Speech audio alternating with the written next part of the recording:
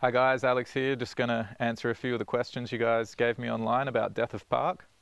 I've got the questions here on my phone. Before I do that though, big thank you to everyone who tuned in to watch Death of Park online, and also the people that did premieres around the world. I'm sorry that not everyone got to do the premieres as planned, but obviously this situation has made that not really possible, so I figured the best thing to do was release it online, and hopefully you guys can premiere the next movie that Not Future puts out. First of all, there's a few questions from people about how they can get the merchandise and where to buy it. Right now we're still working on the website, but the plan is to have a little shop on there where you can log on and buy whatever you want. So hopefully that's available soon. We'll let you know on the social media outlets when that's going to happen. The first questions start with things that are specific about my part, but the later questions are more in general about Death of Park and the movie. If you don't want to listen to some of the questions, just check in the description below. There's some time codes there for the various questions, and you can just skip around in there. You don't have to watch this whole movie. First question was I happy with my part in Death of Park? The answer to that is yes, I was happy with my part for what I filmed and how much time I had in front of the camera. I think that it turned out really well. I like the fact that I could ride alongside Rami, and his level of riding and also his trick selection I think blended well with what I was doing in the video. Him being a goofy footer and me being a natural footer, and both of us kind of liking similar things and a similar style of tricks, I think worked well together. There was parts in the movie where I did one trick or Rami did one trick, and then the other person did kind of a mirror of that trick, and I thought that was a more unique aspect of video parts that you don't see much in kiteboarding. I also just think that sharing a part and having someone else in your part was interesting, because you also don't seem to see that a lot in kiteboarding. Usually the part's paid for by the brand and they only want their person in the video. So I think having different people in the video and different styles, and even having them in the same part of the video together, just makes it more interesting. So I was stoked that my riding fit together with Rami's, and also I was stoked like Carolina and Annalisa's riding. I thought it fit together really well, and even though it wasn't like a competition between them, I sort of I felt like it was cool to see it edited side by side, because it kind of made it feel like a bit of a battle on the water, which I think made it seem cool. Okay, what is my favorite trick that I did in the video? Don't really think I had a particular favorite trick. When I'm riding, a lot of the times I'm just trying to do something different that I haven't done before, or I haven't seen someone else do. Even if it's not the hardest trick or most technical trick, I just like thinking up creative ways to kind of add my own spin to a hit or a kick a trick or anything else. So for the most part, I wouldn't say I really have a favorite.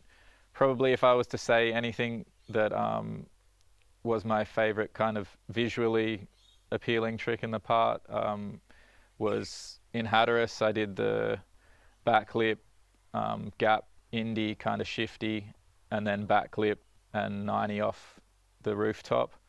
I think maybe, it's not the hardest trick, but maybe that was my favorite. I hadn't seen anyone else do that trick, and I felt like that looked really cool on camera, especially from the perspective that it was filmed from. So yeah, maybe that trick was my favorite.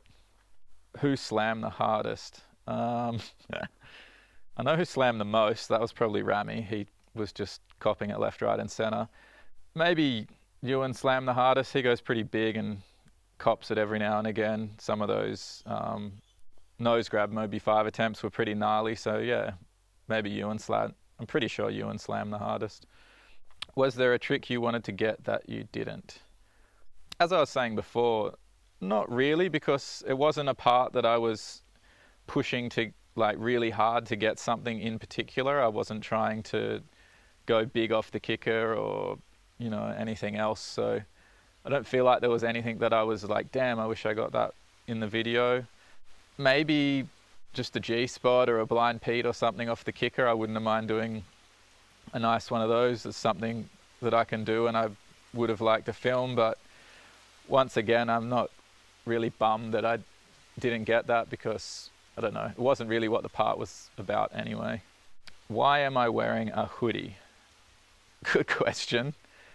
One, it's pretty cold in Hood River, and those windbreaker hoodies from Patagonia are pretty good to keep you warm.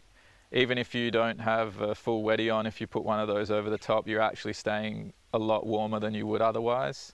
And second, because Patagonia sponsored a lot of actually all of our events last season, they sponsored and hooked us up with gear. So I just felt like it was the right thing to do to rep that hoodie and give them a bit of exposure. Why is my board so big? Why is my board?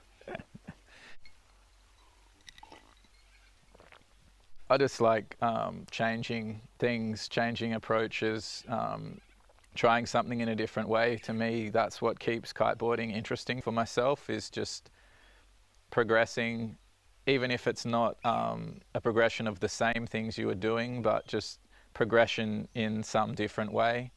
And big boards, I think, just feel a lot different to ride. You've got a lot more nose, a lot more tip.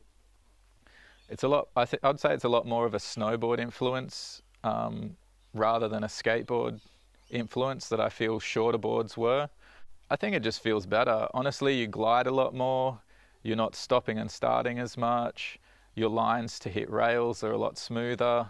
I don't think I'll go backwards from this point. I feel like boards are just going to stay longer now. We did the whole short boards part, and I don't think that's going to make a return, at least for park riding. I don't think that's going to happen. 4-line or 5-line? Definitely 5-line. If you're unhooking and you're going to do advanced tricks, handle passes, stuff like that, I think 5-line has a big advantage over 4-line. Keeps your kite a lot more steady and solid in the window, and also just gives you a bigger range unhooked. I do use 4-line every now and again in the waves or just when I'm cruising, but most of the time, if I'm doing anything serious unhooked, I'll ride 5-line. How did I choose who was in the film? I didn't choose who was in the film at all. I just went down the beach, filmed whoever was riding, and whoever ended up with enough good footage ended up in the film. So how I chose who was in the film was just whoever got tricks, they were in the film. Obviously, some people happened to be riding more in front of the camera when I was down there, and some people just wanted to get tricks more than other people, or they were there longer in Hood River or whatever. I didn't specifically start out with wanting to just have certain people in the film. It just happened that whoever got those clips made it in the film, so yeah. How did I get the tracking shots? Was it a drone? No. It wasn't a drone, it was me riding along with a stick and an action cam. I know sometimes it looks like a drone, but if you keep it steady enough and you have stabilization like in the current action cameras of today, it can look quite similar to a drone. I would say though that you probably wouldn't be able to get a lot of those shots with a drone. I'm either too close to the water or the slider, or I'm downwind of the rider where a drone would just hit the lines and fall out of the sky. So for me, those kind of follow shots are something that really brings across like kiteboarding aspect to filmmaking. You need to be able to kiteboard to get shots like that, and I think people who can kiteboard well and understand film and photography well are going to be the best at getting those kind of shots. So for me, those kind of shots are super important, and I think without anyone really realizing it, that's like a big part of what makes movies like Death of Park and other movies like skateboard or snowboard movies, what makes them like really appealing to people is that kind of footage that puts you in the moment and you're right there, you can feel what the rider's doing. So yeah, I think it's super important to have clips like that in a video, and that's why you hire, you know, boarders and people like me to make movies for you. Biggest inspiration as a filmmaker? That's a good question. I get inspiration from a lot of different sources. Obviously, skateboard videos and skateboarders are some of my biggest inspiration. I grew up skateboarding, I grew up surfing, watched a lot of surfing videos and skateboarding videos. As far as skateboarding goes, I think that people like John Miner, just for the production value that he has, movies like America Stay Gold are probably some of my most favorite movies, just from the way it's made, the way he shoots it, the way he puts it all together to look like it's one kind of seamless production, where a lot of the footage was shot on different days, even different years, but he puts it together to make it look like, you know, one really well polished film. And I really appreciate that from John Miner. And then I'd say I have influence from other people that maybe aren't the best filmmakers, like I think Beagle, he films for Baker. He would even probably say it himself, he's not the best filmmaker, but the stuff he captures as far as being a documentary filmmaker and, you know, capturing that level of writing when it's happening, where it's happening, no matter what, and getting the shot, I really respect him for that, because that's something a lot harder than people realize. So many people won't get the shot like straight away when it happens.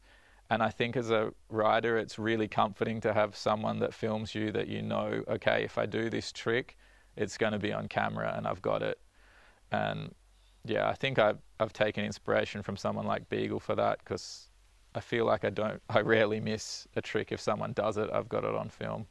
As far as filmmakers that aren't from skateboarding or board sports, I think people like Stanley Kubrick, I definitely take a lot of inspiration from, just for the way he used a lot of different lenses and the way he just experimented with equipment to get like a unique perspective or give people a unique experience. He like used unconventional lenses and stuff to give the viewer, you know, something different, something they hadn't seen, and whether the viewer realizes that was why they felt like that in the movie or not. Someone like Stanley Kubrick with movies like, you know, Clockwork Orange, he just gives you something you haven't seen. And like nowadays that might be pretty common, people copy a lot of his work, so you'd see the same things over and over, but I think he was someone that was really like the forefather of, you know, using unconventional lenses in different areas of his movies. What are my favorite films? It's a good question. I think there's a lot of films that are really good. Yeah, board sport wise, I've said I like the America videos, the stuff John Miner does, like Stay Gold, I think's pretty iconic. I don't think, you know, there's not a lot of movies that stand the test of time like Stay Gold does. As far as regular films go, I generally like movies that other people probably don't like. And that's, I think, just because I like the visuals in the movie more than the storyline of the movie. I'm always looking at something and trying to work out how they got that shot, or looking into it more than just what the story is. Movies like Blade Runner 2049. I like the new, well, it's not new, but came out in 2018, the Vincent van Gogh At Eternity Skate movie. I really like that. The Hateful Eight, I think, really good production value. I like The Revenant. I like American Beauty. There's lots of movies I like for different reasons, mostly because of the way it's shot, or the cinematic appeal of the movie is what I like foremost. After that, the story and whatever else. What inspired the opening introduction in Death of Park? I don't think anything inspired it particularly. That introduction came from me just trolling around on YouTube and finding various things that I was interested in, and I don't know, it was just a combination of stuff that ended up being on my computer that I put together. I don't think there was anything that inspired me to do that in particular. Why I did the introduction like that was I just wanted it to be a contrast to the rest of the movie.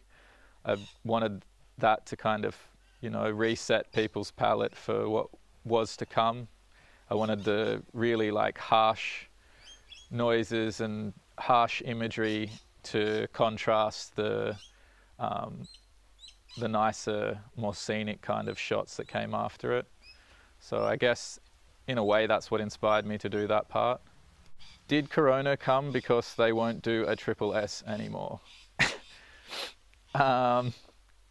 Yes, I think Corona came because triple S is not happening. Best way to train and where are the best kite parks? Well, I don't know about training, but the best way to get better for riding park is just to ride in parks. So I think if you've got a skate park nearby, that's definitely going to be one way you could do it. If you can snowboard, that's obviously another way. Going to the cable park's probably the closest thing you can get to hitting rails and hitting kickers behind a kite. So if you can, get to a cable park and try that out. I think that's the best way to get good without kiting. Why should the industry care about park? I think the industry should care about park because it's the closest thing we have to other board sports. I think that if you're someone from another board sport, you're not very likely to be interested in kiteboarding unless you see something that is similar to what you are already doing. Park as a format is something that's already done in snowboarding, wakeboarding, skateboarding. And if people can relate to that, they're far more interested to get involved. Don't get me wrong, I think there's a lot of people that don't do sports and don't do any board sports that can get into kiteboarding, and there's still lots of those people out there. But I think the people who will get into kiteboarding and will stay kiteboarding are people that already do board sports. So I think having park as a discipline and having something that really appeals to other people in board sports is hugely important for kiteboarding and the industry. So I think that's why the industry should care about park. And I mean, it doesn't matter to me, but I think it's beneficial if they took it more seriously and got more of those people from other sport involved if they want to grow the sport. How long did it take to make Death of Park? Well, we shot it over about 2.5 months in America, and then I edited it after that for about 3 months on and off. Obviously I wasn't working all the time, but just when I had time in between doing other jobs, I edited Death of Park. So overall it was, about 6 months, but as I say, I wasn't working 24 hours a day on that. What software did I use to edit and color Death of Park? I used DaVinci Resolve. It's made by an Australian company called Blackmagic. They also make cameras. I think their software is really powerful, and it's also free if you use the trial version of the program, which I actually use, and generally I don't need anything more than that. I don't need the stuff that comes in the paid version. So yeah, I'd recommend that to anyone if they want to get a program that's not going to cost them a lot. What cameras did I use to film Death of Park? I used Zcam E2, which is a Chinese manufacturer of cameras. They have just started getting into making cameras at a really affordable price. I actually contacted the guys from there and they hooked up a little bit of a deal with that camera. So thank you Zcam for that. The B camera was Panasonic GH5, and the other camera was GoPro Hero 7. What lenses did I use to film Death of Park? Mostly I used anamorphic lenses. On the Zcam I chose Canon FD prime lenses with Iskorama anamorphic lens on the front of that lens. It's kind of hard to explain. I can show you a picture, but yeah, 2 times anamorphic lenses on the Zcam. On the GH5 I used as well Canon FD taking lenses with a 1.33 times anamorphic adapter, and then on the GoPros just the stock fisheye lens that the GoPro has. How did you afford all this equipment, and how did I afford to make this film? I built up over a pretty long period of time all the equipment that I have now. Some of it from buying and selling certain lenses or cameras, some of it from doing jobs, but mostly just sacrifice. I don't have a really nice car, I don't have a house, I don't have lots of other things that I could possibly have if I'd spent it on that, but instead I chose to invest in cameras and shooting movies. So yeah. Why are you riding kites? Why not just wakeboard or snowboard? This is a question we seem to get a fair bit riding in the park. I'm not sure why. I think it's from people that don't do board sports. They probably just kiteboard and do some jumps and ride around. But I mean, obviously we ride kites and instead of wakeboarding or snowboarding because it's a completely different thing. There's so many things you can do behind a kite. You can ride waves, you can ride a wake skate, you can, jump, you can ride in a park. So to me, yes, park is similar to other sports like wakeboarding, snowboarding, skateboarding, but it also has a lot of its own unique characteristics, and I really enjoy kiteboarding in the park, so yeah, that's why I do it. Last question. What is my definition of kiteboarding? My definition of kiteboarding is just freedom. It's the only sport I've ever done where you can ride so many different boards and ride in so many different ways and just do so many different things in the one sport, which is behind a kite. So yeah, freedom definitely is my definition of kiteboarding, and it's why I love it. Thank you everyone for tuning into this. Hope it wasn't too boring. We'll get some other people on here soon to answer questions about Death of Park and other things movie related. So stay in touch and support us if you can. Thank you.